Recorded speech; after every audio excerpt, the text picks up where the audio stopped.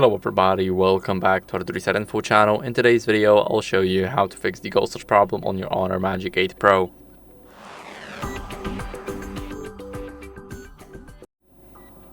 So first, what you guys want to do is remove the screen protector or a case, and let me explain why. I do not have a case right now, but if you do have a case and it's covering those little bezels right here, so these dark lines, and it's going to the screen, then it can already cause the ghost touches. So make sure that your case is either original or that it's made out of a good dummy phone. After that, what you guys want to do is simply remove the screen protector if it's only misaligned or just a bad quality one.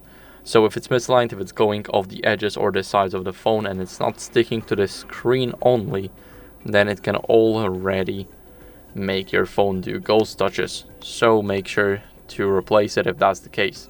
If not, then just leave it.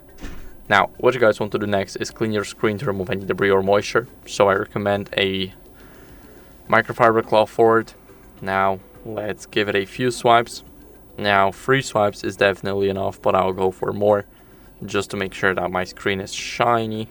And now, what we want to do is we simply want to restart our phone to refresh the system. Maybe it's just a glitch. Now, so we want to go over and press the power button and the volume up button. Now press the power button and the volume down button, and don't mind the screenshot, just keep on holding it. And make sure to hold it for more than 10 seconds. This will force restart our device. Now keep on holding it until you feel a vibration, and then you will see a logo pop up. So now the phone is restarting, and I'll see you guys in a second.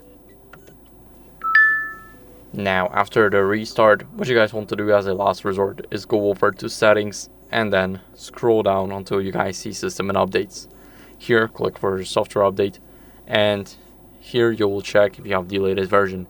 If you do, like me, then make sure to keep it like that.